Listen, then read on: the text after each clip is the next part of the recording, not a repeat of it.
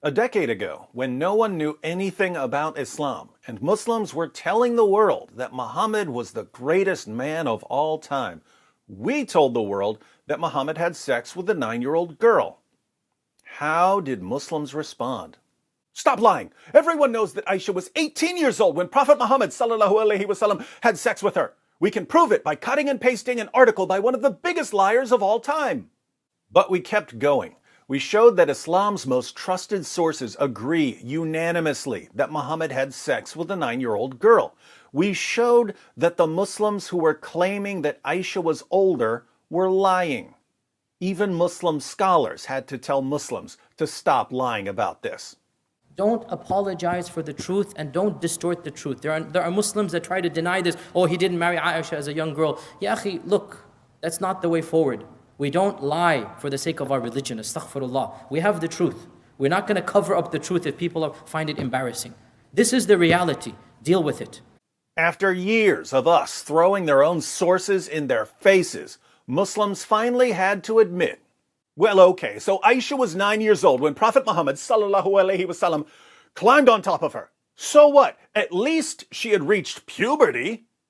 And now we're exposing that lie in two ways. First, we show from the hadith that Aisha hadn't reached puberty.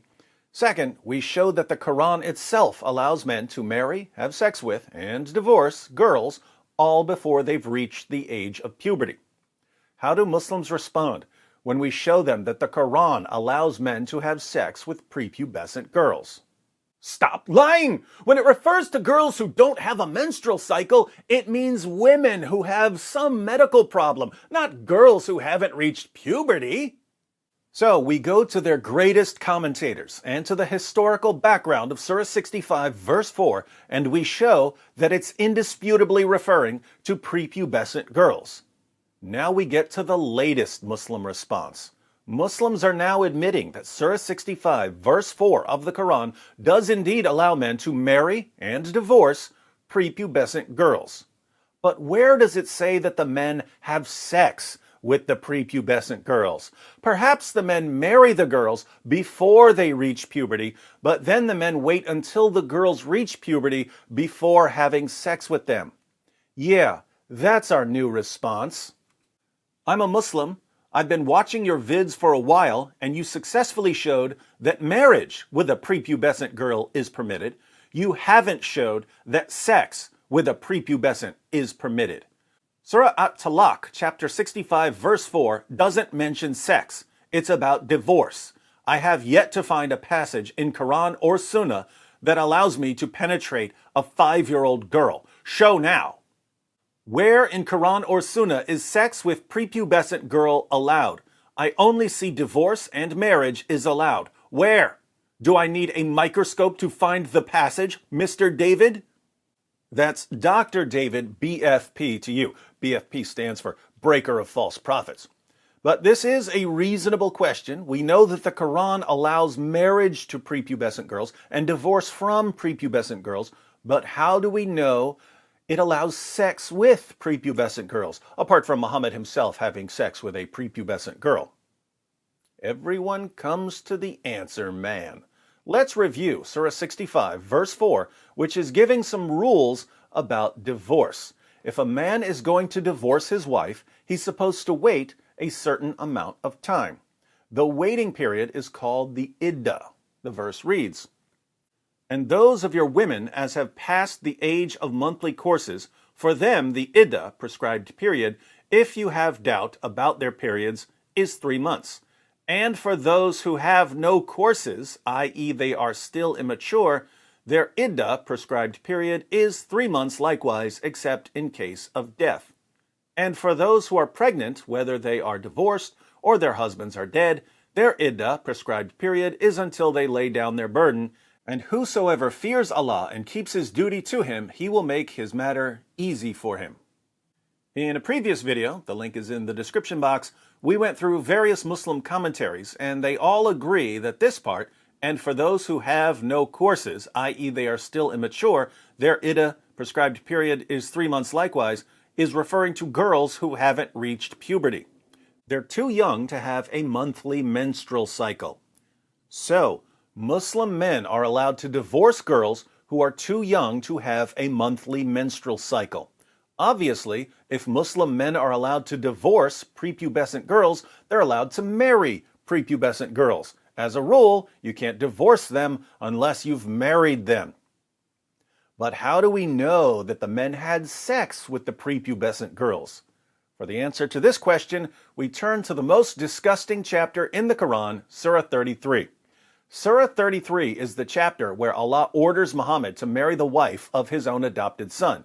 It's the chapter where Allah abolishes adoption, one of the most humane practices in human history, in order to justify Muhammad's marriage to the wife of his own adopted son.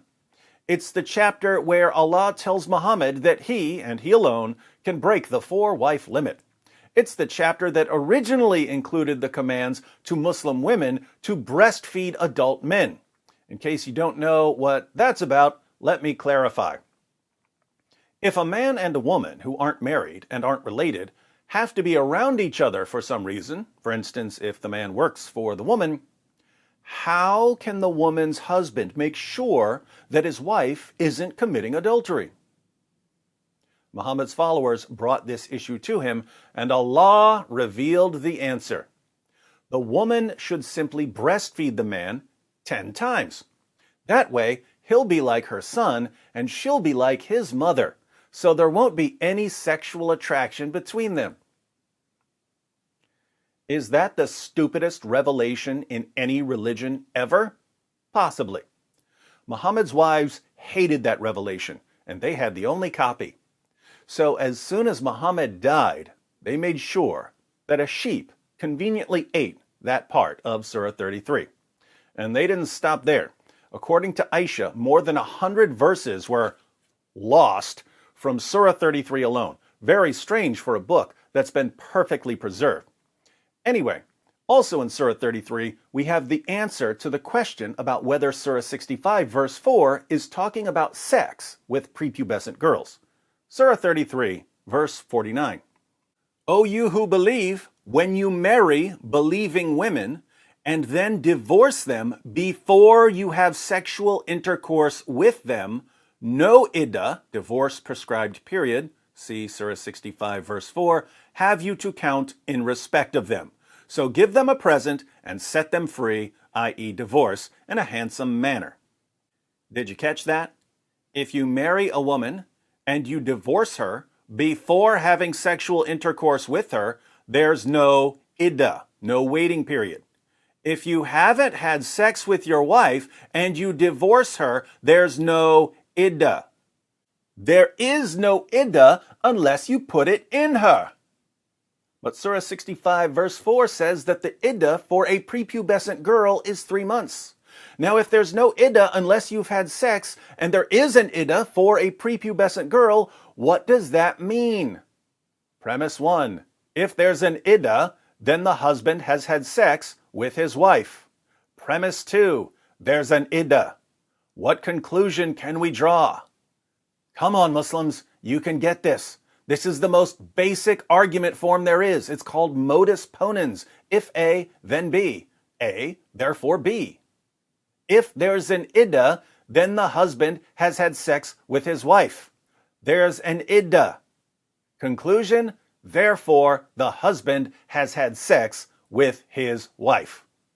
Since Surah 65 verse 4 of the Quran allows men to divorce prepubescent girls, it also allows men to marry prepubescent girls. And since the Quran gives the iddah for prepubescent girls, and there's no iddah unless their husbands have had sex with them, the Quran allows grown men to have sex with prepubescent girls. Notice, ladies and gentlemen, that we're going through every possible Muslim defense of Muhammad on this issue. If you learn how to use the passages about the age of Aisha, and you learn how to show that she hadn't reached puberty, and you learn how to show that the Quran allows sex with prepubescent girls, you can destroy the claim that Muhammad was the greatest man who ever lived. And since Muslims are convinced that Muhammad was the greatest man who ever lived, you'll be shattering their confidence in their religion.